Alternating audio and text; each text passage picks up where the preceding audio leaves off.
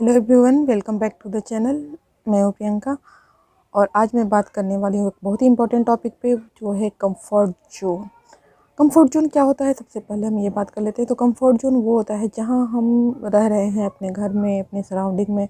वहाँ हम काफ़ी कंफर्टेबल होते हैं, रिलैक्स होते हैं, क्योंकि हमारी जो होती है डेली यूज की जो वर्क्स होते हैं ना, वो भी बहुत ईजिली होते हैं। तो ये हो गया कंफर्ट जोन। और जैसा कि आप लोगों ने टाइटल देख के समझ लिया है कि कंफर्ट जोन क्यों ज़रूरी है कंफर्ट जोन को तोड़ना। तो जब हम कहीं कंफर्टेबल होते हैं ना, तो हम उससे आगे सोच ही नहीं सकते हैं। और कहीं भी इंसान को कुछ भी करने के लिए ना कहीं नहीं वर्क तो करना पड़ता है। और वर्क करने के लिए हमें अपने कंफर्टेबल सारी चीज़ें छोड़नी पड़ती हैं। तो यही होता है कि हमें अगर कुछ अपनी लाइफ में करना है, कुछ अचीव करना है, तो देखिए हर एक काम का, हर एक चीज़ का इस दुनिया में जो भी है ना, उसकी हर चीज़ की एक वैल्यू होती है।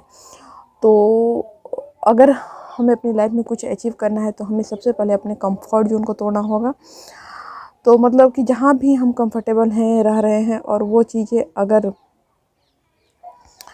हमें इफ़ेक्टिव कर रही हैं, हमें कुछ करना है, तो उसको छोड़ के और आगे बढ़ना होगा, करना होगा। और इसको मैं बहुत इजी वे में समझाने के लिए एक आप लोगों को स्टोरी बता रही हूँ।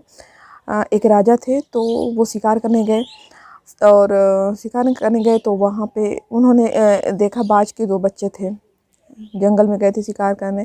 और राजा महाराजा तो पहले शिकार करने जाते थे, तो पूरे उनके साथ उनकी सेना और सब कुछ हुआ करता था। तो वो गए शिकार करने, वहाँ पे उन्होंने देखा कि ये दो बाज के बच्चे हैं। तो राजा को बहुत पसंद आया, तो उन्होंने उसका शिकार नहीं किया, वो दोनों बाज के बच्चों को घर लेके आए। और उसके लिए एक आदमी को उन्होंने रखा, उसको देखने के लिए, उनको खाना खिलाने के लिए, सब कुछ करने के लिए, उनके मतलब पालन पोषण के लिए एक आदमी को रखा। और राजा रोज़ बाज के बच्चों को देखने आते थे, उनका प्रोग्रेस देखते थे और बहुत वो खुश होते थे। और राजा को उन बाज के बच्चों से बहुत प्यार था। धीरे धीरे बच्चे बड़े होने लगे और राजा भी अपने और चीज़ों में बिजी होने लगे। तो थोड़ा राजा गैप करके आते थे, बट आते थे बाज के बच्चों को देखने। बच्चे बड़े होने लगे, फिर बच्चे उड़ने लगे। राजा बहुत खुश थे उनके प्रोग्रेस को देख के, रोज़ राजा आते थे। कुछ दिन बीता, बच्चे और बड़े हुए। लेकिन राजा जब आते थे तो एक चीज़ देखते थे कि एक बाज का बच्चा जो है बहुत ऊंची ऊंची उड़ानें भर रहा है, बहुत उड़ता है। वो राजा जाते थे तो कभी वो दिखता नहीं था। और जब वो उस आदमी से पूछते थे तो बताता था कि वो तो कभी पेड़ पे या यहाँ बैठता नहीं है, वो हमेशा उड़ता रहता है। बट सेकेंड जो बच्चा था ना, वो हमेशा उस पेड़ पे दिखता रहता था। कुछ दिन ऐसे और बीता। फिर राजा के दिमाग में ये बात आने लगी कि आखिर ये दूसरा बच्चा जो बाज का है, वो क्यों नहीं उठता है। तो राजा को लगा कि कहीं इसको कोई प्रॉब्लम तो नहीं है, कहीं कोई बीमारी तो नहीं है। तो राजा फिर वैद्य वगैरह को बुलाए, वैद्य आए, सब चेक किए, उसको कोई प्रॉब्लम नहीं थी। टाइम और आगे बढ़ा, वो बच्चा अभी भी नहीं, मतलब वो उड़ना तो जानता था बट उड़ता नहीं था, हमेशा वो उस पेड़ पे बैठा रहता था। तो राजा बहुत ज़्यादा परेशान हो गए। उनको लगा कि वैद्य शायद पता नहीं कर पा रहे हैं और ये बाज का बच्चा अब बचेगा नहीं। और राजा बहुत दुखी रहने लगे। और पूरे राज्य की, दूसरे राज्यों से भी वैद्य बुला के दिखाना, सबको दिखा चुके थे राजा। फिर राजा को समझ में नहीं आ रही थी कि आखिर वो करें क्या।